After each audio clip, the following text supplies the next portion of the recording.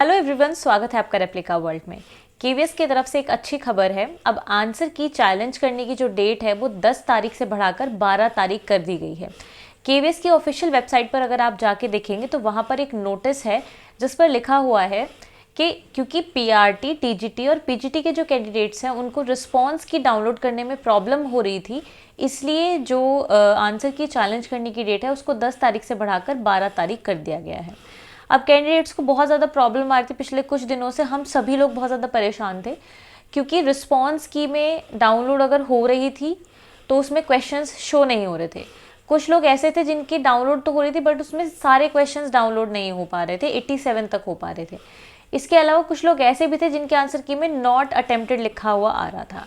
तो अब हमने कल ये चीज़ नोटिस की कि जो रिस्पॉन्स शीट जो डाउनलोड करने का लिंक है वो हट गया था हमारी, जब हम कैंडिडेट लॉगिन करते हैं तो वहाँ से हट गया था कुछ देर तक के लिए और उसके बाद दोबारा से आ गया था। तो जब मैंने दोबारा से देखा उसको तो मैंने डाउनलोड किया तो तब भी मेरे क्वेश्चंस शो नहीं हो रहे थे। फिर आज सुबह जब मैंने डाउनलोड किया तो मेरे सारे क्वेश्चंस शो हो गए। इसका मतलब ये है कि केवीएस ने इस चीज़ को सुधारा है, करेक्ट किया है।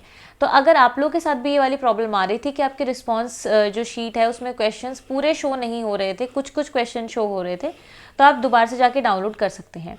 हो सकता है कि अभी आपका डाउनलोड ना हो पाए, मैं इसलिए ऐसा बोल रही हूँ क्योंकि कई बार ट्रैफिक की वजह से ऐसा हो जाता है क्योंकि वेबसाइट पे बहुत ज़्यादा ट्रैफिक होता है इस टाइम पे। तो अगर अभी भी आपका ना हो पाए तो इस बात की आप टेंशन मत लेना, फिर आप ऐसे टाइम पे करना जब वेबसाइट पे ट्रैफिक कम होता है, जैसे कि 12 बजे के बाद रात को या फिर सुबह 5 बजे 6 बजे। अगर आप इस टाइम करोगे, क्योंकि मैंने आज सुबह 6:15 बजे के आसपास अपने रिस्पॉन्स की डाउनलोड की थी, तब मैंने देखा कि सारे क्वेश्चंस वहाँ पे शो हो रहे थे। तो अगर अभी भी आपके ना हो तो इस बात की बिल्कुल भी टेंशन मत लेना, फिर जब ट्रैफिक नहीं होता है ऐसे टाइम पे डाउनलोड करके आप देखना, डेफिनेटली आपके सारे क्वेश्चन शो हो जाएंगे। अब इससे फ़ायदा क्या होगा? फ़ायदा यही होगा कि जब आप सारे क्वेश्चन देख पाएंगे तो अगर आपको किसी क्वेश्चन में डाउट होगा तो आप उसको क्लियर करके डाउट को, अगर वो सच में ही आंसर की में गलत दिया हुआ है तो वहाँ पे आप चैलेंज कर सकते हो। देखिए, फ़ीस का तो ऐसा कोई रिविज़न है नहीं, फ़ीस का कोई रिविज़न नहीं है। फ़ीस वही है, एक क्वेश्चन को चैलेंज करने के लिए 1000 रुपये देने पड़ेंगे, ठीक है। तो इसमें कोई रिविज़न नहीं किया है, बट जहाँ तक है कि कम से कम केवीएस ने ये बात तो सुनी। सेकेंड चीज़ ये है कि हो सकता है कि जो आंसर की है उसका भी रिविज़न हो, पर ये हम डेफिनेटली नहीं बोल सकते इस चीज़ को, क्योंकि केवीएस तक जब ये वाली बात पहुंची है रिस्पॉन्स शीट वाली, तो आंसर की वाली बात भी ज़रूर पहुंची होगी, क्योंकि बच्चे ये बोल रहे थे कि हर एक शिफ्ट में 7 से 8 क्वेश्चंस गलत हैं, ना सिर्फ पीआरटी में, टीजीटी और पीजीटी में भी ये चीज़ है कि क्वेश्चंस गलत हैं। मुझे भी ऐसा लग रहा था कि पीजीटी बायो का मैंने दिया था तो मुझे लगा था कि कुछ क्वेश्चंस गलत हो सकते हैं, क्योंकि जितना मैंने अपना स्कोर सोचा था उतना नहीं आया। तो अभी मैंने चेक नहीं किए हैं हर एक क्वेश्चन जो मेरे गलत हैं, मैं चेक करूँगी तब मुझे पता लग पाएगा कि पीजीटी बायो के पेपर में क्वेश्चंस गलत हैं या नहीं है, मतलब आंसर की में कुछ जो ऑप्शंस हैं वो गलत दिए हुए हैं या नहीं दिए हुए हैं, ठीक है। हम कुछ कह नहीं सकते क्योंकि कई बार ऐसा होता है हमें लगता है कि हम करेक्ट हैं बट हम करेक्ट नहीं होते, तो हम एकदम से चैलेंज नहीं कर सकते। जब तक आप लोग भी ये बात ध्यान रखना, जब तक आप लोग श्योर ना हो बिल्कुल किसी भी क्वेश्चन के आंसर को लेकर, तब तक आप चैलेंज मत करना, क्योंकि 1000 रुपये बिल्कुल भी कम नहीं होते हैं।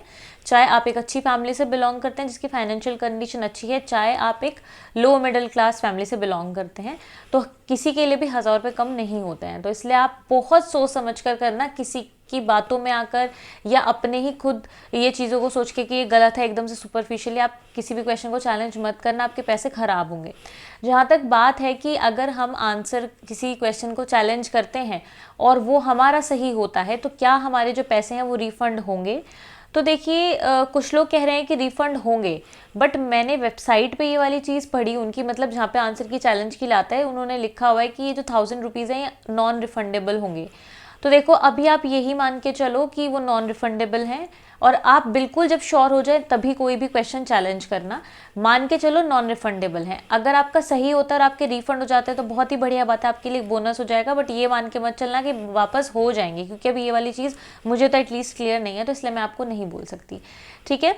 और एक चीज़ मैं आपसे बोलना चाहूँगी कि अब आप लोग इंटरव्यू की तैयारी कर लीजिए बिल्कुल। आज आप ये सोचिए, अगर आपकी रिस्पॉन्स शीट पूरी तरीके से डाउनलोड जाते तो आप आज इस चीज़ को एक आखिरी दिन बनाइए कि इस आंसर की के चक्कर में और मार्क्स के चक्कर में जो हमने अपना टाइम वेस्ट किया है ना, ये आज का आखिरी दिन है बस। अगर आपकी आज डाउनलोड हो जाती है तो आज डाउनलोड हो जाएगी, तो आज देखकर चैलेंज करके आप इस बात को, इस चैप्टर को क्लोज कर दो। और अगर आपके मार्क्स ठीक ठाक आ रहे हैं तो इंटरव्यू के लिए प्लीज़ प्रिपरेशन स्टार्ट कर दो, क्योंकि अब आप और लेट नहीं कर सकते, हमारे पास और टाइम नहीं है। अब बात आती है कि जितने आप अलग अलग लोगों को सुनते हैं आपको पता लगता है, कोई लोग बोल रहे हैं कि मेरिट बहुत हाई जाएगी, 130 वाले प्रिपेयर करें सिर्फ, कोई कह रहे हैं 110 वाले भी प्रिपेयर करें। तो देखो मैं आपको साफ सीधी बात ये बताऊंगी कि जिन लोगों के 100 मार्क्स हैं आउट ऑफ 180, प्लीज़ वो कोई भी गलत उम्मीद मत रखना, ठीक है। मुझे ऐसा लगता है कि 100 मार्क्स जिनके हैं उनके लिए थोड़ा सा मुश्किल है। तो अगर आपको कोई यूट्यूब चैनल वाला बोलता है या कोई भी बोलता है कि अगर आप तुम्हारे 100 मार्क्स में है तो इंटरव्यू की तैयारी शुरू करो, तो मुझे ऐसा लगता है कि नहीं करना चाहिए, क्योंकि 100 मार्क्स बहुत ज़्यादा कम है, मतलब कि कट ऑफ के हिसाब से। और मैं ये बोलना चाहूँगी कि जिन लोगों के 115 से मार्क्स ऊपर हैं, मैं ये नहीं बोल रही हूँ कि 115 वालों को बुलाया ही जाएगा इंटरव्यू में, बट मैं बोल रही हूँ जिनके 115 से ऊपर हैं, 117, 118 इससे ऊपर हैं, मतलब इसके लगभग इससे ऊपर हैं, तो आप लोग इंटरव्यू की प्रिपरेशन स्टार्ट कर दो। इसका रीज़न क्या है? इसका रीज़न ये है कि हो सकता है कट ऑफ नीचे चली जाए, ठीक है, नीचे आ जाए, और हो सकता है ना भी आए। देखो अगर आपको बुला लिया जाता है तो आपका फ़ायदा होगा ना कि आपने प्रिपेयर किया था, आपने अपने कम मार्क्स सोच के आप बैठे नहीं थे, तो आपका फ़ायदा होगा, आप इंटरव्यू में अच्छे से अच्छा कर पाएंगे, ठीक है। अगर आपको इंटरव्यू के लिए कॉल नहीं आता है तो क्या हो गया, यहाँ पे कोई ज़िंदगी ख़त्म नहीं होगी, ठीक है। आपको और चीज़ों में फ़ायदा होगा। अगर आप कोई प्राइवेट जॉब करेंगे तो क्या आपको इंटरव्यू की प्रिपरेशन करने से फ़ायदा नहीं होगा? फ़ायदा होगा। आगे स्टेट की वैकेंसी आ रही है या DSSB की वैकेंसी आ रही है, तो वहाँ पे भी आपको फ़ायदा मिलेगा, ठीक है। जहाँ पे भी जिस भी वैकेंसी में इंटरव्यू होता है फ़ायदा मिलेगा। अगर रिटर्न भी होता है तो इंटरव्यू की प्रिपरेशन करने से आपके रिटर्न के लिए भी चीज़ें तैयार होती हैं, तो आपका हर तरीके से फ़ायदा है। और मैं आप लोगों से बोलना चाहूँगी कि आप किसी भी सब्जेक्ट से हैं, कोई भी आपने एग्ज़ाम दिया था, PRT दिया हो, TGT दिया हो, PGT दिया हो, आपके जितने भी मार्क्स हैं उससे कोई फ़र्क नहीं पड़ता। आप इन मार्क्स के ऊपर अपने आप को बिल्कुल जज मत करना। आपकी कोई भी सिचुएशन है, आप किसी भी स्टेज में हैं इस टाइम अपनी लाइफ के, आप अपने आप को बिल्कुल जज मत करना, क्योंकि इन मार्क्स से आपको जज किया ही नहीं जा सकता।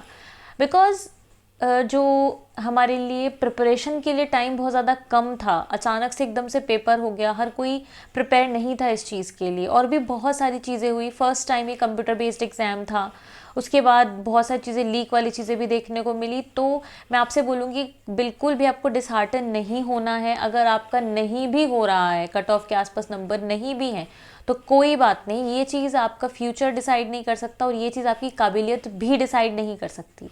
आप इससे कहीं ज़्यादा हैं, तो आप ये बिल्कुल टेंशन मत लेना। आगे जो अपकमिंग एग्ज़ाम्स हैं उनके लिए आप प्रिपरेशन स्टार्ट कर दो, और जो यहाँ पे कमियाँ रही हैं उसको वहाँ पे आपको सुधारना है, ठीक है। ऐसा कह रहे हैं कि DSSB की वैकेंसी आने वाली हैं, अगर आती हैं तो बहुत अच्छी बात है, अगर नहीं भी आती हैं, ठीक है, तो भी बहुत सारे रास्ते हैं, बहुत सारी ऐसी चीज़ें हैं जो हम अपने जीवन में कर सकते हैं, तो आपको टेंशन लेने की ज़रूरत नहीं है।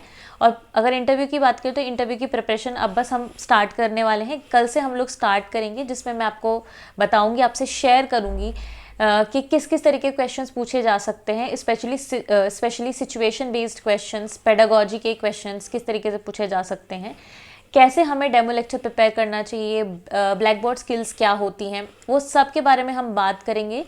अगर आपके भी कोई सजेशन होंगे तो आप भी मुझे बताइएगा, तो हम कल से स्टार्ट करने वाले हैं ये चीज़। तब तक के लिए आप अपने स्तर पे प्रिपरेशन अपनी शुरू कर दीजिए। पहले आप इस चीज़ को पूरा ख़त्म करिए, क्वेश्चन को चैलेंज करके ये सब चीज़ें ख़त्म करिए, और फिर अपने प्रिपरेशन पे आ जाइए, क्योंकि हमारे पास टाइम कम है, ठीक है। तो आज के लिए सिर्फ इतना ही। मैं उम्मीद करती हूँ ये वीडियो आपके लिए हेल्पफुल रहेगी। हेल्पफुल रही तो लाइक ज़रूर करें, शेयर करें और एप्लीकेबल को सब्सक्राइब करें।